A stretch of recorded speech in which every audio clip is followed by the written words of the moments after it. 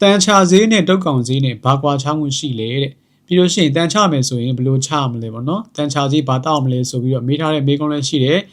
နောက်တစ်ခုကကြတော့တခါမှတန်မချဘူးတဲ့တန်ချမယ်ဆိုရင်တန်ကောင်တွေကပါဇက်တွေနှာခေါင်းတွေကနေပြီးတော့ပြန်ထွက်มาကြောက်တယ်ဆိုပြီးတော့မေးထားတဲ့မေးခွန်းလည်းရှိတယ်ဆိုတော့အဲ့ဒီမေးခွန်းအကုန်လုံးကျွန်တော်ဆက်ပြီးတော့ဖြေကြားပေးခြင်းပါတယ်ပထမဦးဆုံးအနေနဲ့တန်ချဈေးနဲ့တုတ်ကောင်ကြာဈေးနဲ့ဘာကွာလဲပေါ့နော်ဆိုတော့လူအများစုကဆိုရင်တန်ကောင်နဲ့တုတ်ကောင်ခွဲခြားပြီးတော့မြင်ကြတယ်ခွဲခြားပြီးတော့ထင်ကြတယ်ပေါ့နော်ကျွန်တော်တို့ဆရာဝန်တွေကတော့တန်ကောင်တုတ်ကောင်အကုန်လုံးပေါင်းပြီးတော့တန်ကောင်လို့ခေါ်တယ်ပေါ့နော်တန်ကောင်မှာဆိုရင်တန်လုံးကောင်တန်ပြားကောင်ဂျိတ်တန်ကောင်ဆိုပြီးတော့အမျိုးသားအများကြီးထပ်ပြီးတော့ကွဲသေးတယ်ပေါ့နော်အဲ့တော့လူအများစုကသိထားတဲ့တန်ကောင်ဆိုတာဒီကျွန်တော်တို့ခန္ဓာကိုယ်ရဲ့ဥထဲမှာနေတဲ့အကောင်ပေါ့နော်ကျွန်တော်တို့ရဲ့ဥထဲမှာရှိတဲ့တီကောင်လိုမျိုးအကောင်ဖြစ်တယ်ပေါ့နော်ကြီးလေကြီးတယ်ရှည်တယ်ရှည်ဒါကိုတန်ကောင်လို့ခေါ်တာဖြစ်တယ်အဲ့ဒီတန်ကောင်တွေကဆိုရင်ကျွန်တော်တို့စားတဲ့အာဟာရကိုယူသုံးဆွဲပြီးတော့ကြီးထွားတဲ့အကောင်တွေဖြစ်တယ်ဒါကြောင့်မလို့ဗိုက်ထဲမှာတန်ရှိလို့ရှိရင်လူကပိန်လာတယ်ဝမလာဘူးအာဟာရချိုးတဲ့လာတယ်သွေးအားနည်းလာတယ်ဗိုက်ကြီးဖောင်းလာတယ်အစာမကြေဖြစ်လာတယ်ဗိုက်ကြီးမိမသာဖြစ်တယ်တန်ထိုးတယ်ပေါ့နော်ဒါမျိုးတွေကိုကြုံတွေ့ခံစားတတ်တယ်ဒါကတော့တန်ကောင်အကြောင်းဖြစ်တယ်ပေါ့နော်နောက်တစ်ခုကကြတော့တုတ်ကောင်အကြောင်းပေါ့နော်တုတ်ကောင်ဆိုတာကျွန်တော်တို့ခန္ဓာကိုယ်ရဲ့ဥမာကြီးထဲမှာနေတယ်ညဆိုလို့ရှိရင်ထွက်လာပြီးတော့စိုးမှလာပြီးတော့ရားတယ်တုတ်ထိုးတဲ့အကောင်ဖြစ်ပါတယ်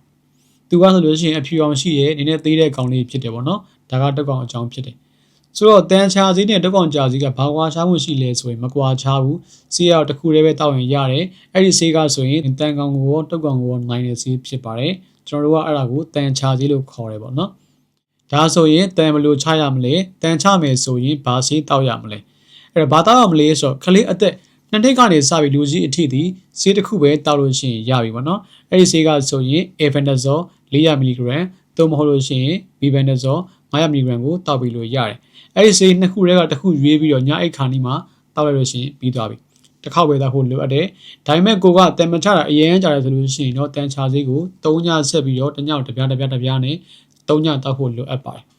တန်ချမယ်ဆိုရင်တိုင်အိမ်သားလုံးတန်ချဖို့လိုအပ်ပါတယ်စေးတောက်ဖို့လိုအပ်ပါတယ်။ဘာကြောင့်လဲဆိုတော့တန်ကောင်ရဲ့ဥတွေကဆိုရင်ခြံတောင်တွေခေါင်းတွေဆောင်းတွေမှာကပ်ပြီးတော့ကျန်ခဲ့တတ်ပါတယ်။အဲ့ကတည်းကတခြားသူကိုကူးဆက်တတ်ပါတယ်။ဒါကြောင့်မလို့တန်ချမယ်ဆိုရင်တိုင်အိမ်သားလုံးတန်ချဖို့လိုအပ်တယ်။ပြီးလို့ရှိရင်6လောက်မှတစ်ခါအမြဲတမ်းတန်ချနေဖို့လိုအပ်ပါတယ်။တချို့တွေကဆိုရင်တန်ချဈေးကိုလုံးဝမတောက်ရဲဘူးပေါ့နော်။ဘာကြောင့်လဲဆိုတော့တန်ချမယ်ဆိုရင်တန်ကောင်တွေကပါဇက်တွေနှာခေါင်းတွေကနေပြီးတော့ပြန်ထွက်မှာဘူးကြောက်တယ်ဆိုပြီးတော့ပြောရသူတွေရှိပါတယ်။ဒါဆိုလို့ရှိရင်စိတ်ပူကြမလိုပါဘူး။ဘာကြောင့်လဲဆိုတော့ခုနပြောခဲ့တဲ့ဆေးတွေကဆိုရင်တန်ကောင်တွေကိုလုံးဝတည်သွားအောင်လုပ်လို့မရအောင်လုပ်လိုက်ပြီးတော့ဗောနော်။ဝင်သွားတဲ့ခါမှာဆိုရင်ပါသွားအောင်လုပ်ပြီးတဲ့ဆေးဖြစ်ပါတယ်။ဒါကြောင့်မလို့တန်ကောင်တွေကပါဇက်ကနေပြန်ထွက်မှာဘူးကြောက်ကြမလိုပါဘူးစိတ်ပူကြမလိုပါဘူးစိတ်ချလက်ချနဲ့တန်ချလို့ရပါတယ်။နောက်တစ်ခုကတော့မေးထားတဲ့မေးခွန်းပေါ့နော်။တုတ်ထိုးလို့ညဘက်တွေမအေးရဘူးဗောနော်။အဲ့ဒါဘာဆေးတောက်အောင်မလဲဆိုပြီးမေးထားတဲ့မေးခွန်းရှိတယ်။ဆိုတော့တုတ်ထိုးတဲ့သူတွေဒီတန်ချာဈေးကိုနှစ်ခေါက်တောက်ဖို့လိုအပ်တယ်ပေါ့နော်ပထမတစ်ခေါက်တအိမ်သားလုံးတန်ချဖို့လိုအပ်တယ်အဲ့ဒီအချိန်မှာခြံတော်တွေခေါင်းဝင်ဆောင်းတွေကိုတစ်ခါတည်းလျှော်ပလိုက်